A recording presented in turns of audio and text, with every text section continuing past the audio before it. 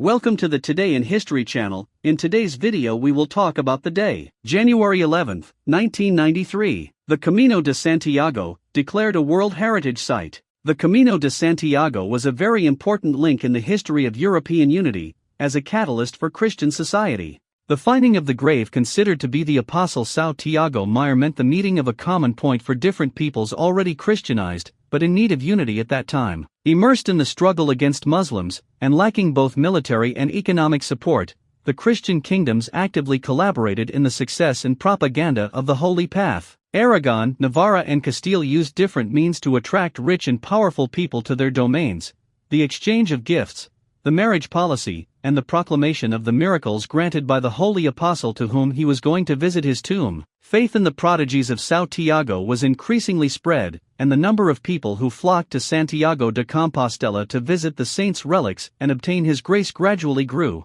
The first pilgrim whose journey is documented was Godescalco, Bishop of Puy, in 950, who traveled with an important retinue. Other illustrious pilgrims were Raimundo II, Marquis de Gotia, who ended up murdered on the way, and the Archbishop of Leo, who visited the tomb a century later. The Camino de Santiago had a transcendental weight in culture and in the transmission of knowledge. Through it, advances and innovations circulated and expanded in all fields of knowledge and faith. Thanks to its influence on art and literature, Compostela, along with Jerusalem and Rome, became one of the essential destinations of Christendom, especially from the 11th to the 14th century. On January 11, 1993, the set of monuments, civil and religious buildings, landscapes and cultural tradition of the Camino de Santiago was declared a World Heritage Site by UNESCO. Today, the path, in its various variants, the French, the Northern, the English, the Portuguese and the Southeast, Via de Prata, continues to be a testimony to the enormous transcendence that spirituality and faith have in millions of people.